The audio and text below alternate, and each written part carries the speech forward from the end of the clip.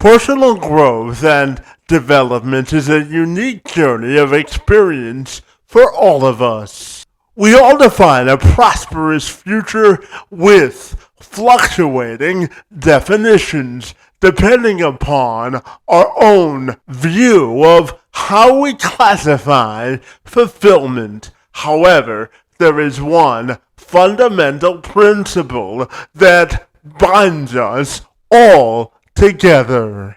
It's the promise of exploration and defining the future that we all want to live. The capability to achieve is a fundamentally wonderful thing. However, we all have to sprinkle a bit of belief in ourselves in order to get that job done. No one knows that better than certified life coach Chris Janssen, who's on a mission to help people close the gap between where they are and where they want to be. Chris excels in working with high performers, understands their character traits, and she relishes the prospect of seeing people excel in what they love to do. She recently published her first book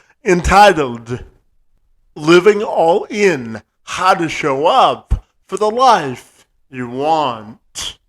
Janssen says the key to living life with intention is knowing exactly what you want and putting a strategy together to capture what it is that you want.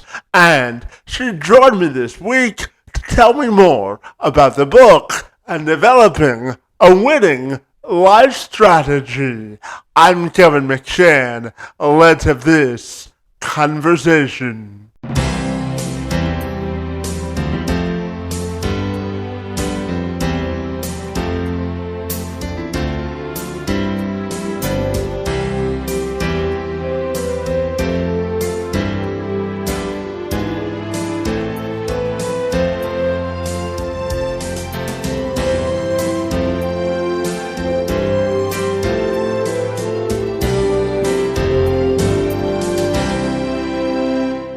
Chris, if you're ready, I'll take a moment to welcome you to the program, my friend. And I'm super excited to talk to you all about maximizing results. Great to see you this afternoon, and thank you so very much for being here. Oh, thank you for having me. Absolutely. No. Chris, I know that you're passionate about the work that you do as a results coach and helping to close the gap to where people are, to where they want to go. So tell me about your work and what makes you so fabulous, my friend. Yeah, so I am a coach. I work with people to get where they want to go. Basically, I many times that means helping them get unstuck first. So I use my coaching tools to bring to light the thoughts that may be keeping a client stuck. Like I explain it to clients on our first session as think of me as a coach, like an athletic coach metaphor, where they're the player on the field. I'm a coach on the sideline. So because I'm on the sideline, I can see their strengths they may not have noticed. I can also see their blind spots they may not notice. And because I can partner with them to point those things out together, we can win the game. And yeah, coaches, I'm a board certified life coach. It's a little bit different than a therapist or counselor or even a consultant. And so coaches, what we do is we ask questions. We ask powerful questions that help clients tap into their own creativity and resourcefulness, whereas a consultant may need to be an expert in the field of who they're helping, and they would do a lot more telling than asking. And a counselor may, the main difference coaches say between counseling, therapy, and coaching is, as coaches, we're focused on what works more than what hasn't worked in the past. Yeah, so Chris, I'm curious to ask you about maximizing sort of potential in life in a achieving prosperity and the sort of action steps that you believe that are involved with that. Because, I firmly believe that we all have our own sort of portrait of success and prosperity because it's different for all of us. So tell me, how do you define prosperity, and how do you think people can achieve that from a grander scale? So are you talking about individual prosperity and knowing our value as a person? Yeah, we'll go with that. Sure, we'll start Okay. there, and we can build off that for sure. Okay.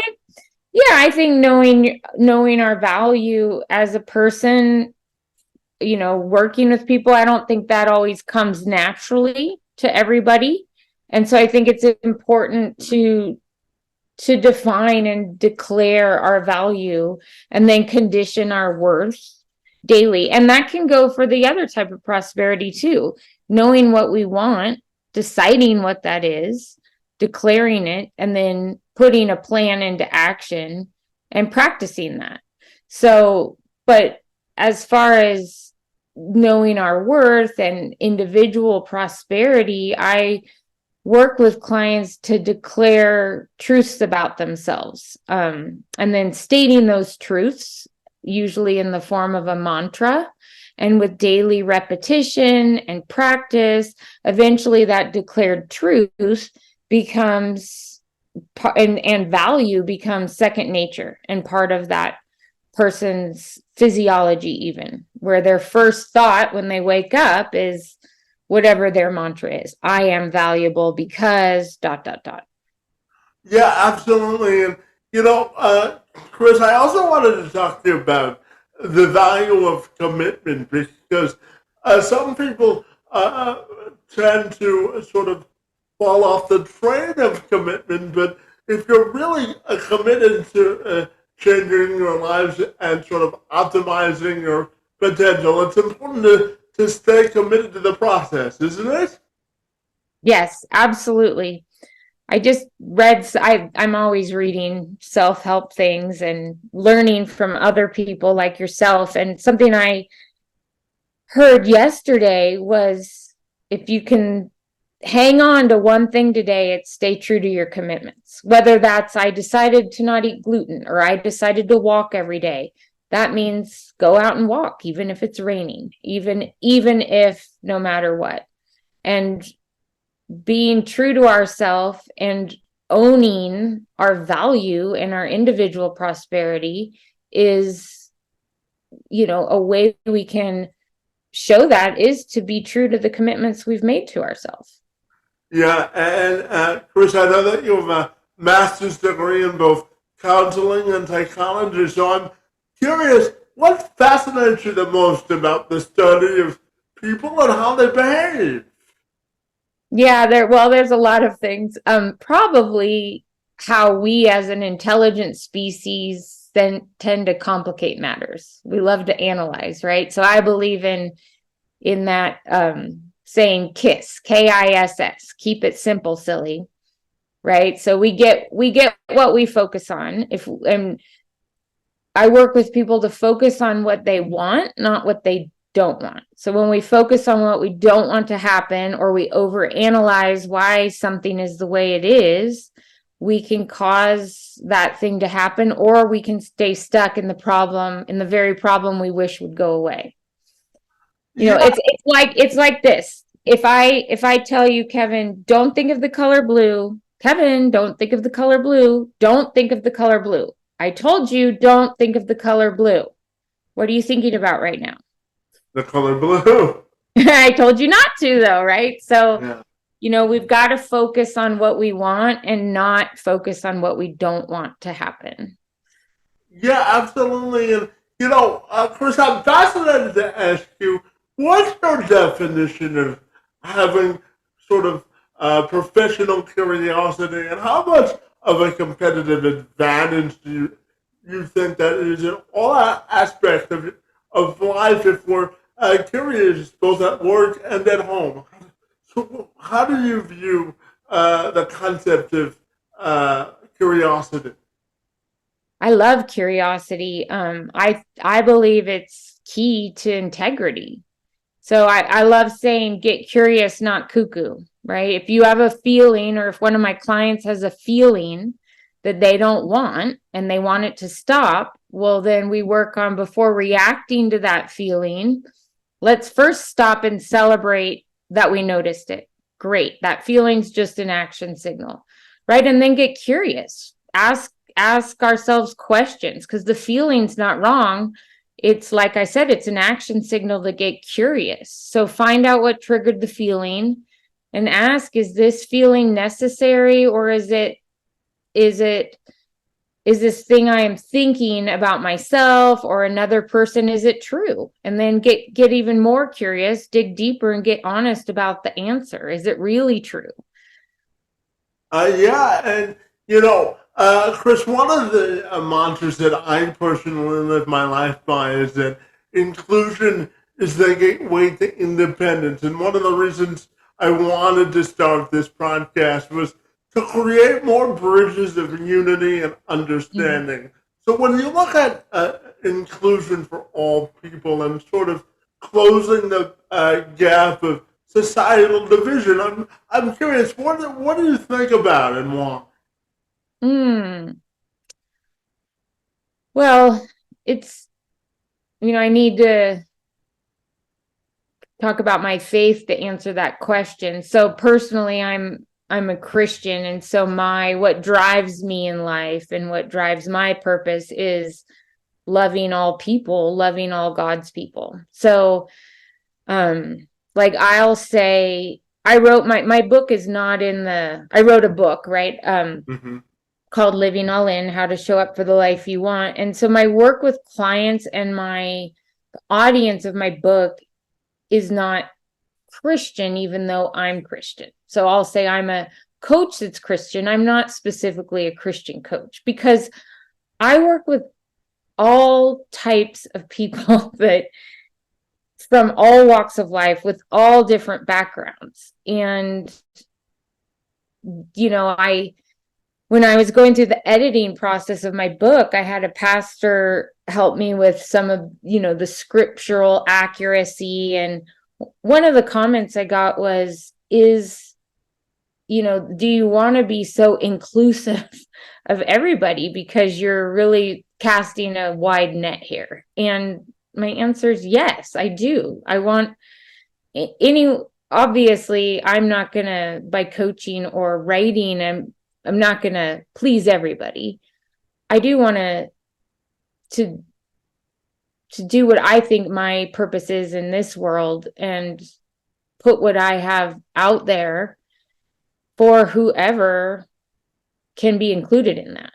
Does that does that make sense? It's kind of a wiggly Yeah, answer. no, it certainly makes sense. And, just one follow up in that regard in terms of the importance of communication and conversation.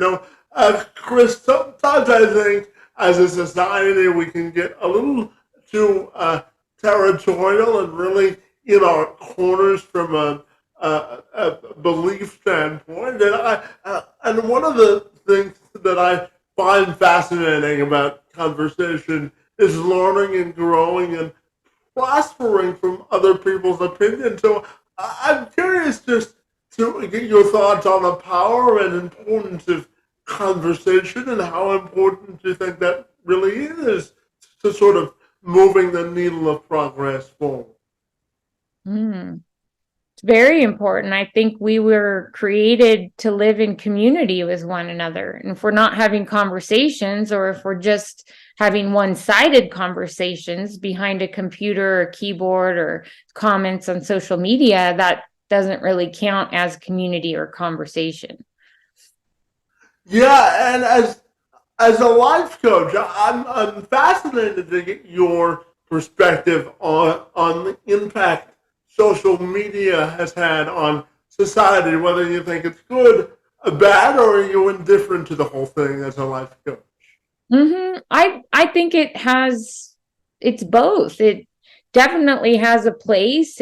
My husband and I have moved around in our 28 years of marriage, and I know social media is one of the ways that's kept me connected to my communities from towns I moved away from.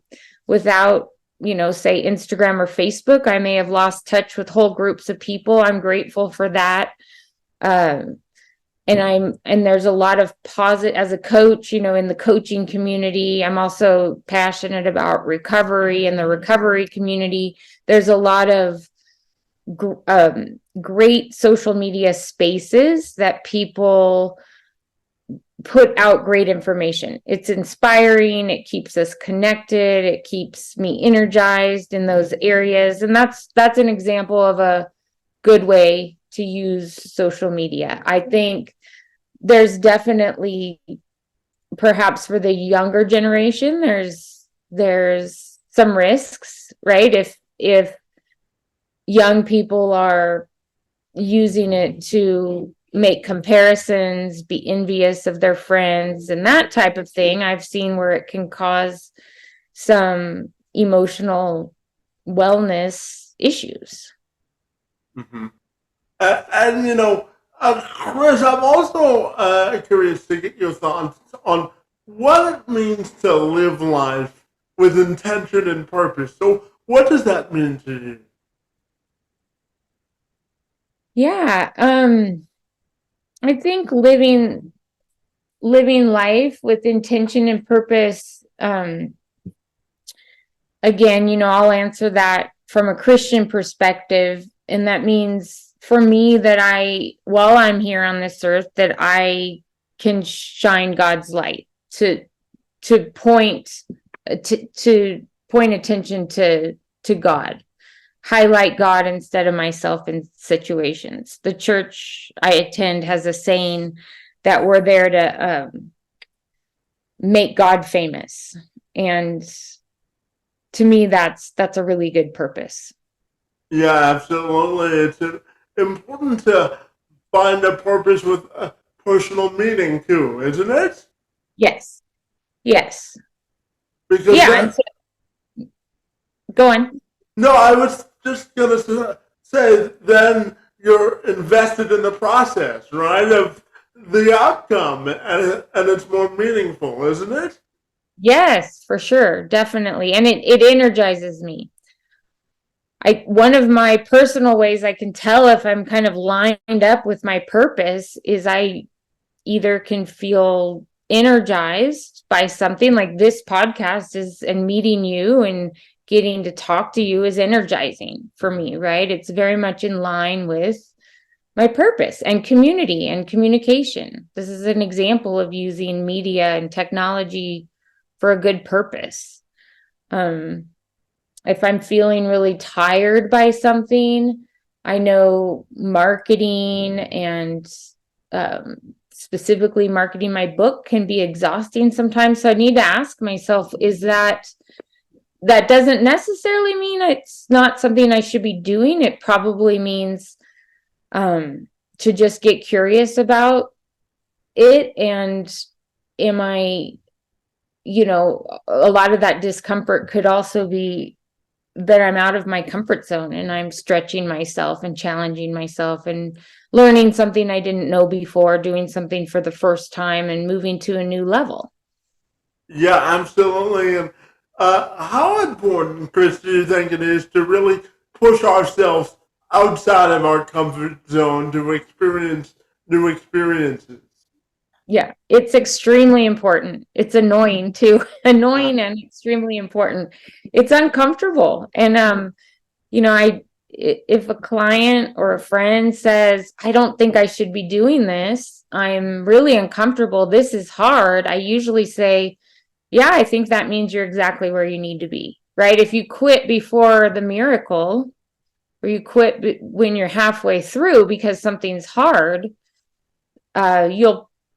we may be disappointed. If we can push through our comfort zone to get to what's on the other side, I often hear that called the 2%, right? A lot of us live at a great or even excellent level, right? To get to an extraordinary level or the level that we desire for ourselves in our career, in our, wellness goals, in our personal goals, whatever those goals are, whatever aspect of life, in order to get to the extraordinary level, it's that extra 2%, right? I need to push through to get that extra 2% to get to where I really want to go. Yeah, absolutely. And of course, you mentioned it earlier, but I'll ask you formally about your book. You're the author of Living All In, How to Show Up for the Life You Want. So tell me about the process of writing the book and what inspired you to write it in the first place. Yeah, thanks for asking. I'm really excited about it.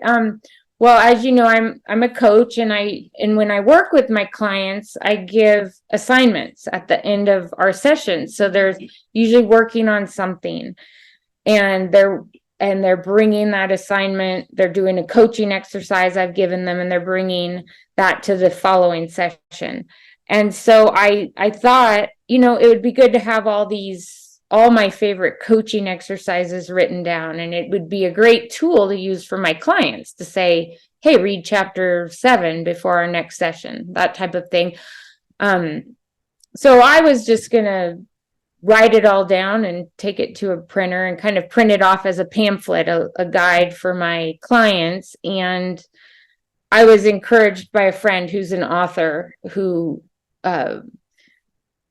knows what I do and knows about my coaching exercises. So I think you should take the time and make this into a book. So I did. I took a year to write it, and then I spent another year with a really experienced editor to help me write it again. And she was pretty much a writing coach with me. And now I have it all written down. It's a great tool for my clients. It's also something. I have 3 grown kids. They're all in their 20s, and I wanted to leave something for them as well. So that's why I wrote it. It's all about leaving a legacy, isn't it? That is, yeah, it is a legacy for me. Yeah, absolutely. Chris, I know that you're a very religious person, and then you lean on your faith a lot to get you through the highs and lows in life. So tell me about leaning on your faith and how much of an advantage that can be when you go through both triumph and tragedy. So tell me about the importance of leaning on your faith and how important that is to you. I think based on experience, I've not gone through a situation where I haven't known God is with me, and where I haven't known I will get through it. That doesn't mean I always felt God. I think feelings are different than knowing, right? I know, and that's where the faith comes in, is knowing when I can't see, or knowing when I can't feel something. So that's because that's worked for me 100%. That's what I keep doing. I know even if something's, I've had some very difficult situations in my life, or in my child's life, and I just know that I'm not going to not go through it. I'm not going to ignore it, deny it, or go around it. I'm going to, with God's strength, be able to go through it. And that's why the subtitle of my book is How to Show Up for the Life You Want. It's, to me, that's what showing up is. Showing up even when we don't want to, even when it sucks, even when blank. Yeah, life happens to all of us, right? That's right. Good, bad, or indifferent. Yeah, and Chris, one of the reasons I wanted to start this podcast is because Chris, I was born with what's called spastic quadriplegia cerebral palsy. Simply means that I don't have enough oxygen in my legs to walk normally. And one of the reasons I wanted to start this podcast is because of the severity of my disability, it's not always easy for me to make outside social connections. So I use this as sort of an extension of building what I call social capital in life, and really building relationships and creating a space where people can have conversations and build that social capital of understanding. So I'm just curious to ask you your importance of building that social capital and leaning on outside people, because, no matter how smart you are, we all don't have the answers individually, right? That's right. Yeah, Yeah. so it's important to learn, grow, and share, isn't it? Oh, yes. And you really just answered the question yourself. That's a beautiful example, right? You're using your skills, your intelligence, your technology to have this space for conversation and to build social capital. And like I said earlier, I believe as humans, we're created to live in community. I think, and I think we're created for growth too. I don't, I've heard it said, humans are the only species that as a baby, we can't just be left in the wild and survive, right? We absolutely need at least one other person to pick us up, to feed us. We weren't created to survive on our own. Yeah, absolutely. And to that point, Chris, what do you think it means to maximize the fullest potential of life? So what does it mean to you to maximize life to its fullest? Yeah, so I that that as we're also created for growth. We're a species that grows, and if you think about it, everything in nature, everything that's alive either grows or dies. So maximizing life and its potential is natural for us. Growth and community. Building community is different for every one of us. Chris, I always tell people that everyone's portrait of success is different, and there's strength in diversity, isn't there? Oh, yeah. How Because, boring would it be if we were all the same? well, we would get through life at a much slower pace because, variety is the spice of life, isn't it? That's right. I mean, if we all loved the mountains, or if we all loved the ocean, or if we all loved one thing, then we'd all be living in one spot. If we were all, the same, we're all different because there's plenty of work to be done in this world, right? And we need variety. We've got to spread out and use the way each of us are wired and the things each of us were born with to serve in the space that we're destined to serve in our place in this world.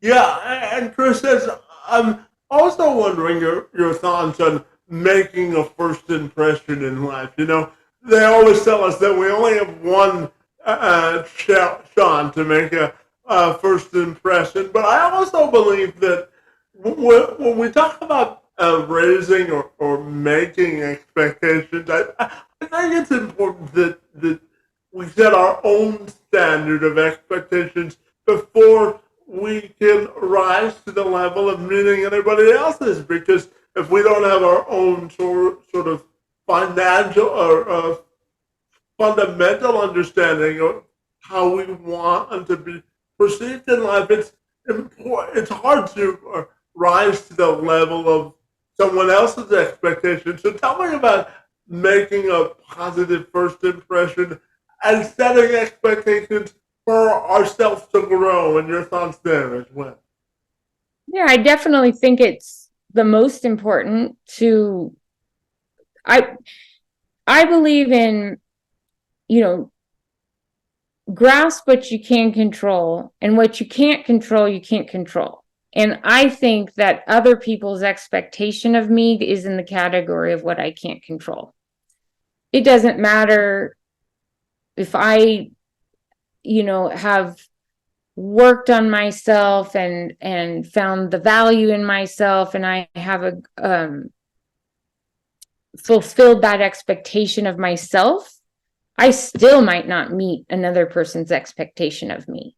So I don't worry about the other person's expectation of me. And, this question, I love this question. It takes me back to your question about capturing individual prosperity and knowing our value as humans, because once we know our value and declare it, and then practice declaring that over and over again until that value is the first impression we have of ourselves naturally, that's how we can own our impression of ourselves.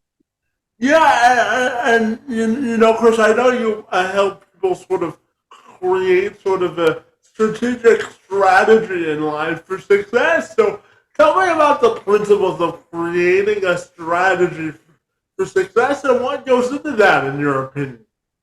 Yeah, so I wrote a whole book full of those strategies. So Of course you did.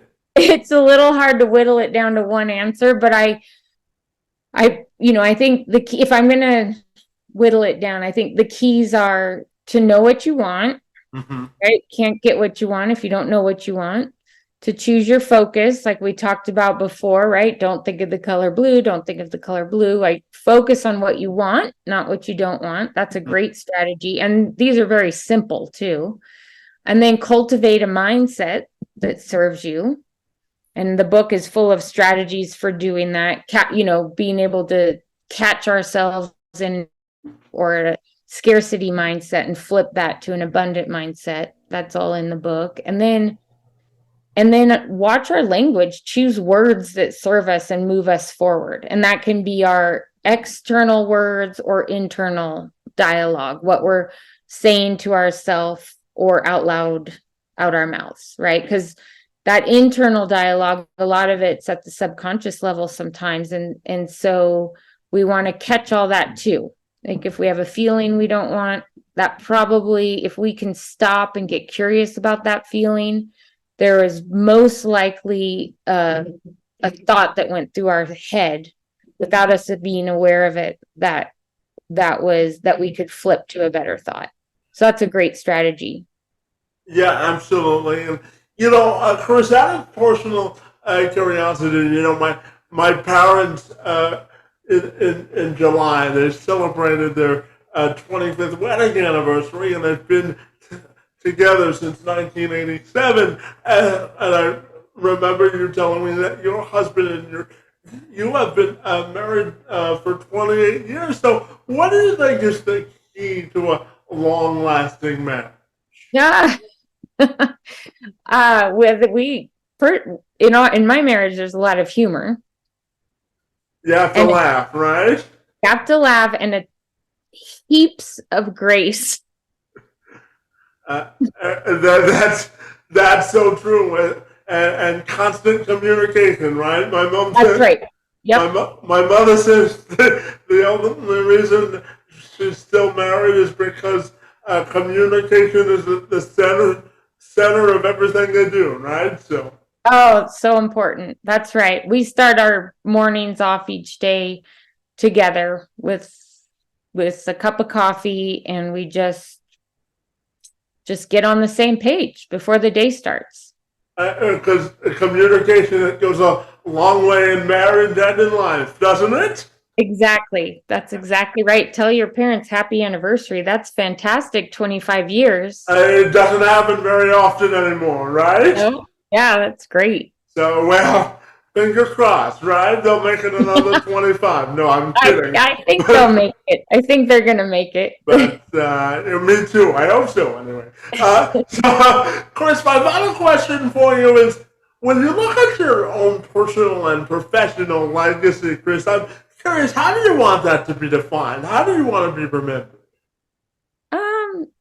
As a person that loves God by loving his people, Well, that's simple and precise enough for sure. Sure. Sometimes, like you said, keep it simple and silly, right? Yeah, keep it simple, silly. Yeah, that's exactly right. And Chris, tell me, if people want to buy the book or get connected with you personally, what's the best way they can accomplish that? Oh, thank you for asking. So it's called Living All In: How to Show Up for the Life You Want, and it's available on Amazon. And and then by Chris Janssen. And my website is chrisjanssencoaching.com. And that's where people can go if they want to know more about me. And there's links to my book on there as well. Well, fabulous, Chris. I really enjoyed it, engaging in conversation with you, and I have to tell you, I'm smarter now than I was when we started this conversation. So I wanted to thank you for first of all making me look smarter than I actually am, and for joining me this afternoon. It's most appreciated. Oh, well, it was a privilege. I'm better now that I've had this conversation with you. So thank you. Hence the name of my podcast, right now. Yes, exactly. Let's That's have it. this conversation. Absolutely. Well, Chris, I want to wish you a great day and thank you for being on the show. It's most appreciated. Thanks, Kevin. Have a great rest of your week.